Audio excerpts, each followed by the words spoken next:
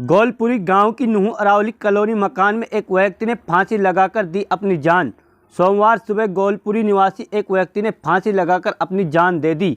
सूचना मिलते ही पुलिस मौके पर पहुंची और सबको अपने कब्जे में ले लिया। मृतक साहिल के दादा ने पुलिस को शिकायत दी कि साहिल पुत्र अहमद जान 23 वर्षीय निवासी गोलपुरी 4 वर्ष पहले गुरुग्राम वेल्डिंग का काम करता था।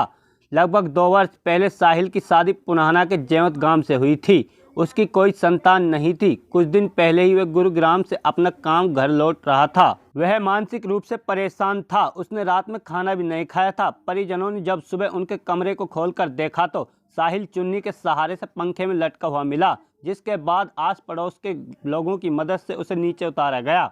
इसके अलावा वहीं गांव के ही लोगों ने मीडिया को यह भी जानकारी दी कि साहिल पुत्र अहमद जान का जेवत गांव ससुराल पक्ष के लोगों के साथ मनमुटाव चल रहा था। इसकी वजह से वह काफी दिनों से परेशान था। इतना ही नहीं, पत्नी द्वारा भी परेशान किए जाने पर उसने अपनी जीवन लीला समाप्त की है। वहीं उन्होंने पुलिस प्रशासन से कार्रवाई की मांग की है।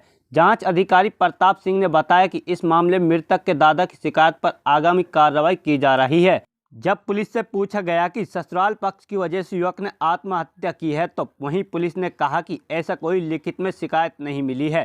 फिलहाल पोस्टमार्टम कराया जा रहा है। जो भी शिकायत बनेगी वह निश्चित तौर पर की जाएगी। मैं मुश्ताक सिंगारे और आप देख रहे हैं इस वक्त इंडिया तक। चैनल को सब्सक्राइब जरूर कर लें। मेरा भतीजा है, वो उनकी 2 महीना से ससुराल वालों से अनबन चल रही थी, तो 3 दिनों से ज़्यादा चल रही है।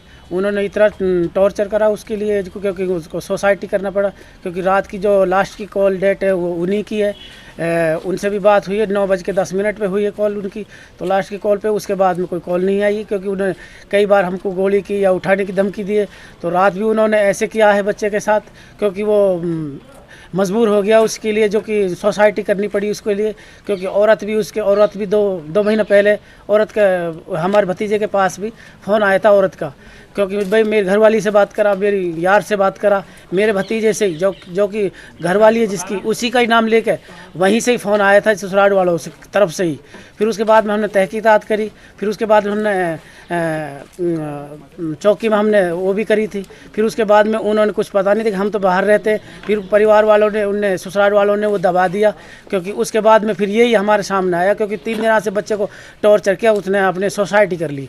इसलिए हमने, तो साहिल था उसका नाम, उसका बस घरवाली का कोई गलत संबंध था, इसीलिए ही टॉर्चर किया था उसने, क्योंकि वो छोटी इधर उधर बातों पे वो उसका पिछली बातों को ध्यान देता था, और वो उसको कहता था। अब भी लेने के लिए कहता, उन्होंने नहीं भेजा, इसीलिए ही उन्होंने गाड़ी गुप्तार देखे नहीं लड़के को टॉर्चर किया। इसीलिए अब क्या तो इंसाफ चाहते हैं कि, क्योंकि हमारे बच्चे के साथ, क्योंकि हमारा तो घर बंद हो गया, उसके लिए हमारे भतीजा है जो उसके भाई के एक ही लड़का था वो, जो कि उसने सोसाइटी कर लिया। अब बताओ 5 लड़की है, हम क्या कहाँ जाएंगे? हमारे बूढ़े माँ बाप ने पढ़ा था, उसके तो मम्मी भी नहीं है, छोटे ने छोड़ के मर गई थी वो, क्योंकि हमने तो हमारे दादा दादी ने पढ़ा है, वो ऐसे पढ़े क्योंकि हमें पता है।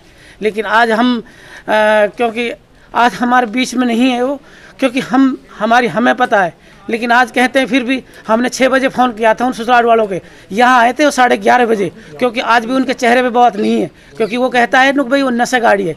नशेवाड़ी का गांव में पता करो आप कहाँ पड़ते। नशेवाड़ी तो ये हैं जो दिन भर गोली चलाते हैं, हमसे भी कहते हैं गोली मार देंगे, उठा के ले जाएंगे। ये रिश्तेदारी का कनेक्शन डालने का इन्होंने ऐसे करते हैं, रिश्तेदारी ऐसे समझ चलती है रिश्तेदारी, इसीलिए सोसाइटी कर ली। जब तो हम तो इंसाफ मांगते हैं, अब मीडिया वालों से या सरकार से, प्रशासन से हम क्या कर सकते हैं? हम तो बस इंसाफ मांगते हैं इसको। गांव गोलपुरी एंड झोंपड़ी से है जी। बाप का नाम इसका साहिल है, बाप नाम रमजान है। वो जी ससुराल वाले से झगड़ा चल रहा था इसका, और वो दूसरे जो मेहरबानी के गलत संबंध है, उन लड़कों ने भी धमकी दे रखी इसके लिए, एप्लीकेशन भी लगाई थी इसकी, फिर भी कोई कार्रवाई ना हुई। फिर हार की इनको मजबूरन होने के आत्महत्या करनी पड़ी। क्या है? इंसाफ चाहते हैं जी। कितनी उम्र है? 21 साल है जी इसकी। परिवार में? बढ़िया परिवार में जी, कोई दिक्कत कोई। गुड़गांव में गेट ग्रिल का काम था उसका, कल ले आया था वो, कल 3 बजे आया था दिन में। किस अवस्था में? वो उधर घर कमरे में उसने फांसा ले रखा था। कैसे पता चला? कि दादा नमाज पढ़ने के लिए खड़ा हो जाता तो वजू के लिए पानी लिया था, तो उसको जब पता लगा था। अब क्या चाहते हैं? इंसाफ चाहते हैं जी, हमारे लिए इंसाफ है।